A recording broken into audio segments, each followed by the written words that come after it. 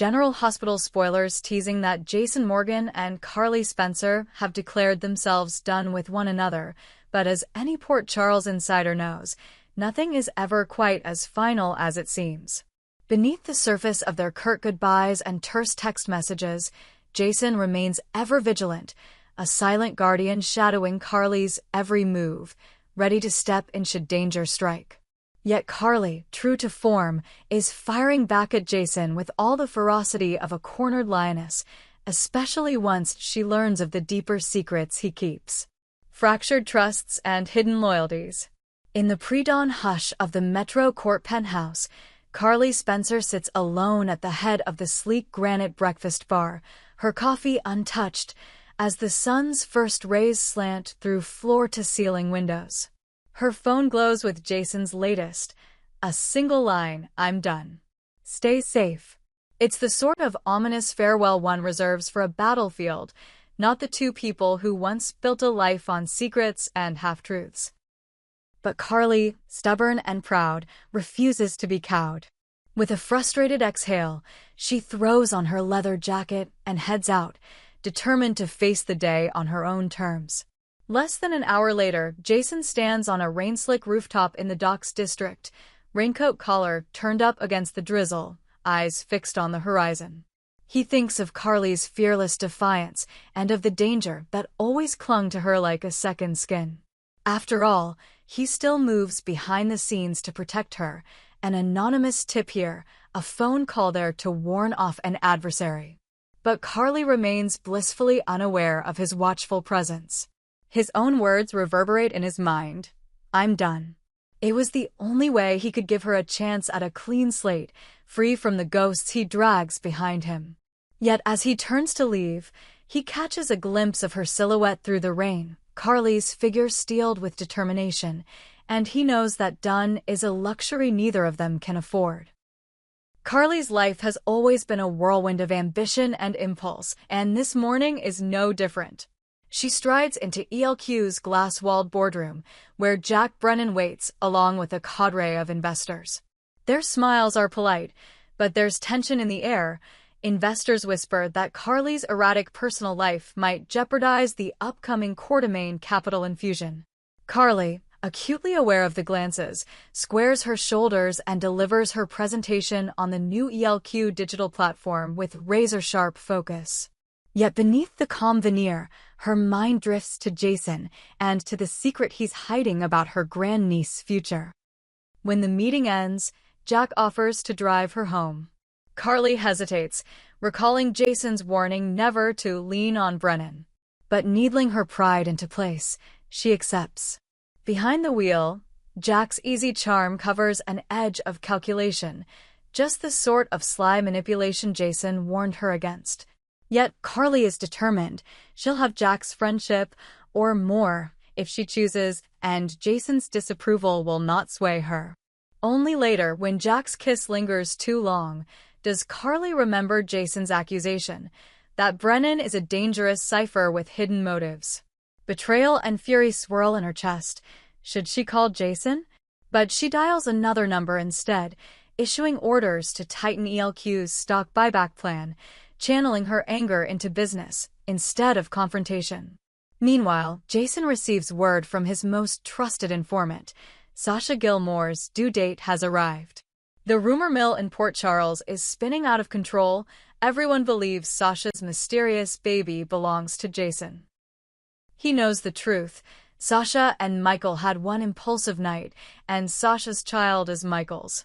Yet Jason, ever the lone protector, has agreed to help Sasha hide the paternity to spare the family another scandal.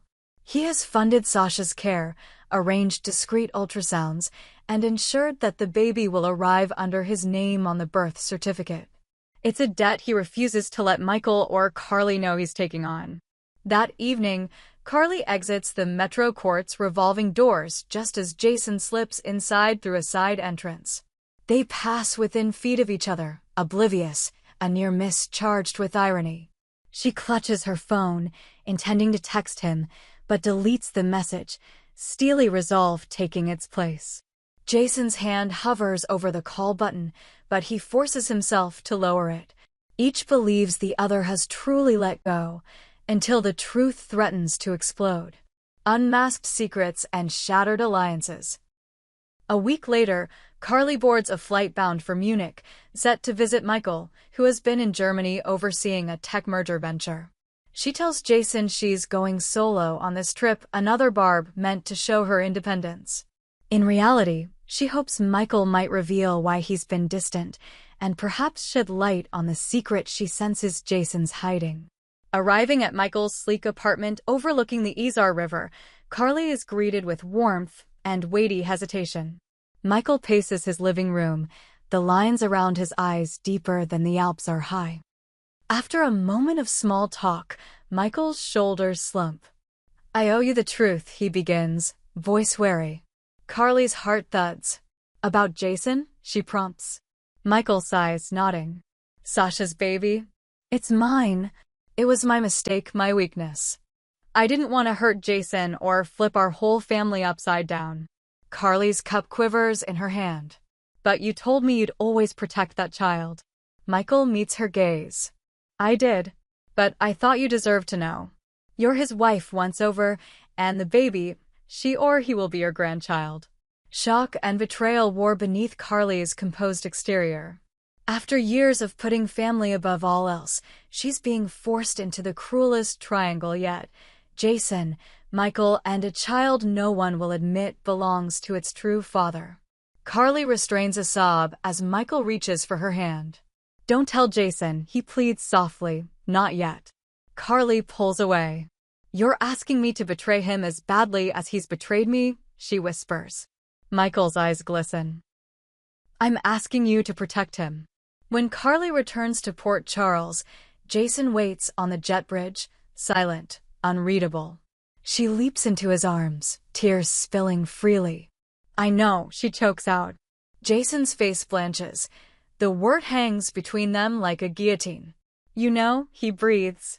Carly meets his eyes, fury and heartbreak entwined. "Michael told me everything. Sasha's baby is his, not yours. Why didn't you trust me with the truth?" Jason's jaw clenches. "I protected you. You wouldn't have understood." Carly's laughter is sharp, bitter. "Protected me? You kept me in the dark about our family's legacy, about my own grandchild." She paces, voice rising against the hum of the plane's engines. "I had a right to know. I'm the matriarch of that child." Jason steps forward. "You'd have used it against me as you always do." Carly's hands ball into fists. "Always do? You're the one who betrayed our trust." Their argument erupts down the jetway corridor, echoing off metal walls.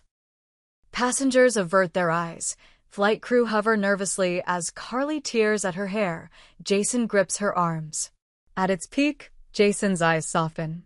"I love you," he murmurs, voice raw. "I tried to spare you. I tried to spare all of us." Carly's shoulders crumble. Then why lie?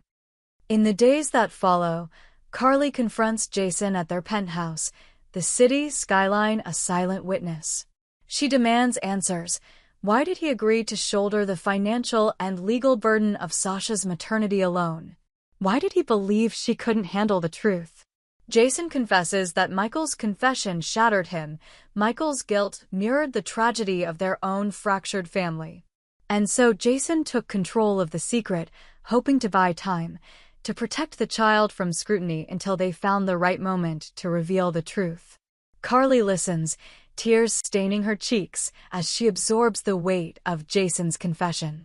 She sees not malice but fear, fear of hurting her, of fracturing the family further, of failing the child she's never met.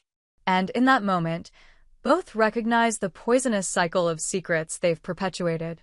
They fall into each other's arms, not as adversaries, but as flawed barometers of love and loyalty, ready to rebuild, if they can learn to trust again.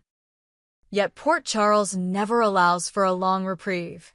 As the secret begins to surface, Sasha's instincts, Michael's guilt, and whispers in Kelly's hospital nursery, the stage is set for a reckoning. Carly and Jason must decide. Will they stand together to shield their grandchild and salvage their marriage, or will this final betrayal drive the wedge between them once and for all? On the eve of their one-year anniversary, Jason leaves a single rose at Carly's bedside, notes tucked beneath its petals. "I cannot promise perfection, but I promise you the truth, always." Carly awakens to the scent of petals and tears of relief. For everything they've endured, the betrayals, the secrets, the near misses with reconciliation, this may be their hardest test yet. But if Port Charles has taught them anything, it's that love forged in the fires of adversity can withstand the fiercest storms. And so, as dawn breaks over the Corinthos penthouse, Jason and Carly prepare to face the next chapter. Together at last, with nothing left hidden in the shadows.